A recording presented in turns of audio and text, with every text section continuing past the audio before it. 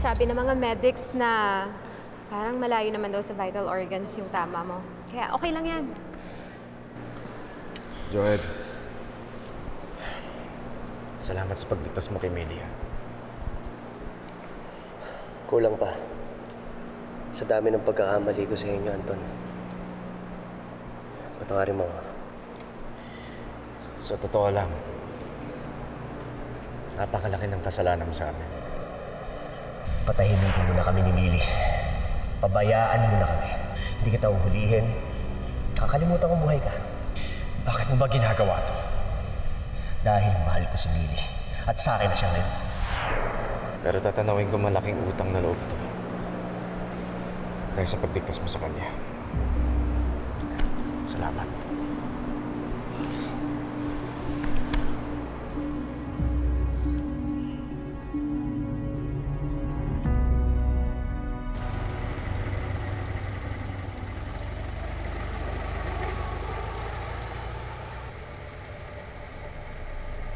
Dito na lang tayo, baka makahalata sila.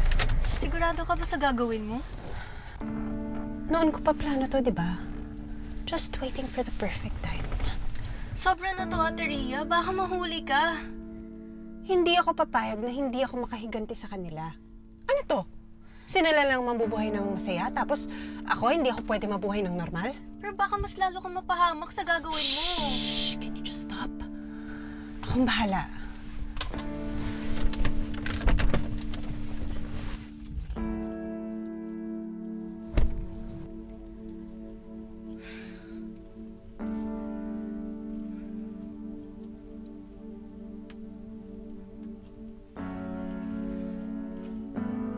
Okay na kami. Salamat naman at ligtas kayo. Kanina pa kami dito nag-aalala. Ma, unti-unti po, mabibigyan na po ng linaw ang lahat na nangyari kay Anton. At malilinis na po yung pangalan niya. Eh, paano na yung hayop na Brenda na yun? Sa ngayon, si Ramon lang yung nasa custody ng pulis. Willing naman siya magsalita laban kay Brendan, kaso hinahanap pa rin sila. Kailangan na talaga silang mahuli. Para maging totally free ng pamilya ninyo. Hinahanap na kayo ni Baby JR eh. Glenn, kamusta na yung anak ko? Nili, huwag ka mag-aalala. Natutulog lang siya sa taas. Hayaan mo, matatapos din ang lahat ng to. Malapit na kami ni Anton. Miss na namin si JR. Gusto ko na mayakap yung anak ko. O sige na, hihintayin na namin kayo.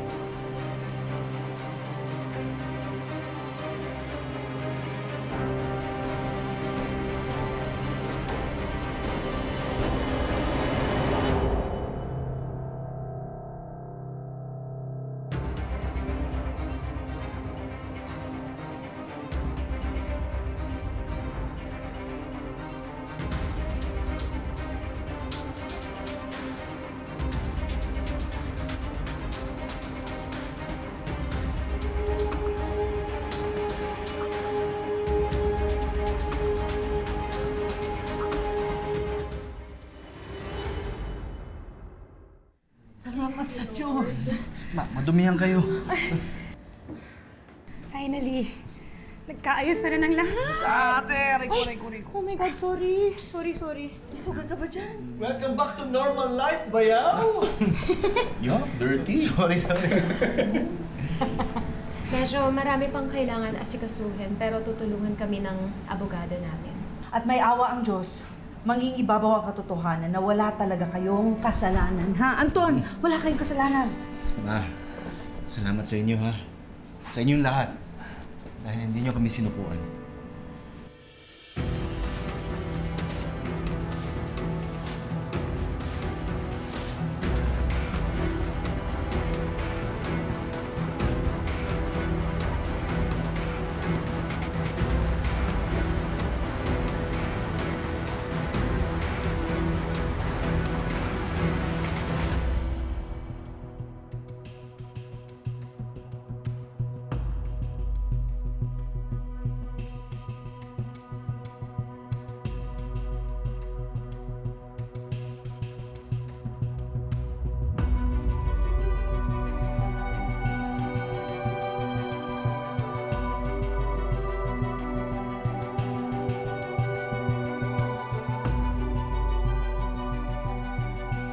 Si JR po, nasan po?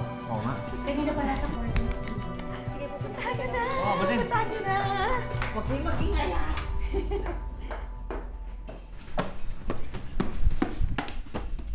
Nahirapan ka bang patulugin? Hindi.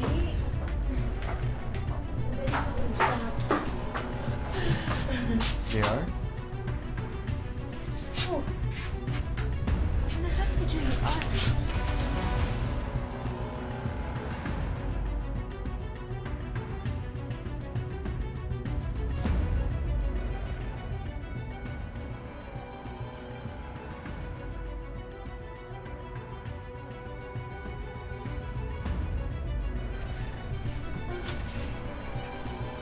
JR? JR? Nasaan yung bata? Ano nangyayari? Leila? Ano nangyayari? Ha?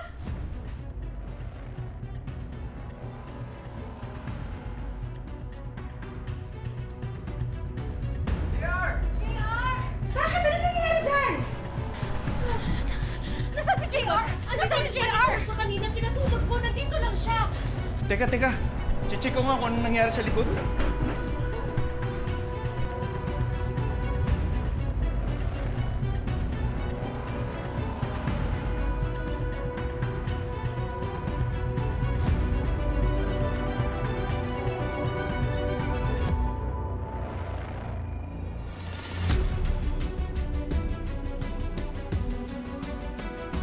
JR yan ah! Hoy! Sino ka? Hoy! Akin na yan! Pinsan ko! Saan pupunta? Saan pupunta? Wala nga siya dito! Nasaan yung baby? Hindi ko alam. JR! Nawawala si JR! Diyos ko! Oh my God! JR! Ano? Nawawala po si JR. Nasaan yung baby ko? Sandali, Mili. Huminahon ka muna. Diyos ko, pati yung bata. Mili, I'm so sorry. Kasalanan ko to. Ako dapat nagbabantay sa kanya, pero hindi ko nagsasagot muna. Wala na magagawa ang sorry dahil nawawala yung bata. Kung kay JR, malamang tumaas sa trellis, dahil yung trellis sira-sira. Sino ba kayo? Akin na yan! Sino kayo? Sino ba? Baby JR! Hurry, let's go! Saan kayo pupunta?